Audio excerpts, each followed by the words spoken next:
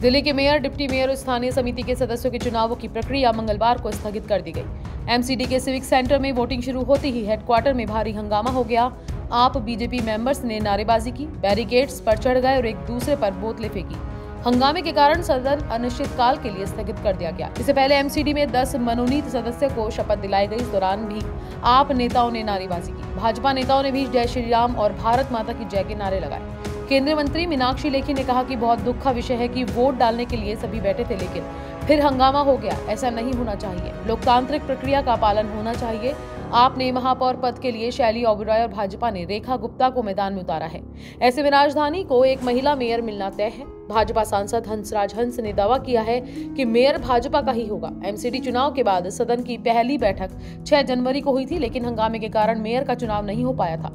दिल्ली के मेयर पद के चुनाव रोस्टेशन के आधार पर 5 सिंगल ईयर की शर्तों पर होते हैं। पहला साल महिलाओं के लिए आरक्षित होता है, दूसरा ओपन कैटेगरी के लिए, तीसरा साल आरक्षित वर्ग के लिए और बचे हुए 2 साल फिर से ओपन कैटेगरी के लिए आरक्षित होते हैं। इस तरह दिल्ली को इस साल एक महिला मेयर मिलेगी। डिप्टी मेयर के लिए आपके उम्मीदवार आले मोहम्मद इकबाल और भाजपा के उम्मीदवार कमल बागनी हैं। आले मोहम्मद मटिया महल से विधायक शोएब इकबाल के बेटे हैं। मेयर के चुनाव में 273 मेंबर्स वोट डालेंगे। बहुमत के लिए 133 का आंकड़ा चाहिए। आपके पास 134 पार्षद हैं।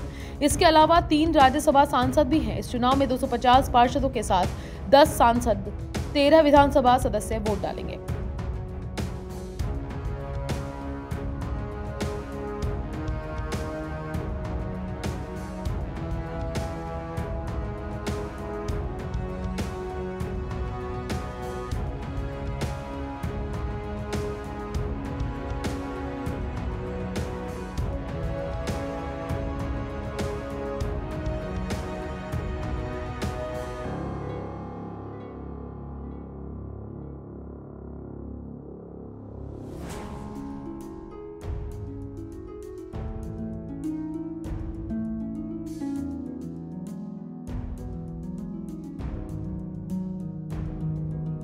Bureau report, VD TV Bharat.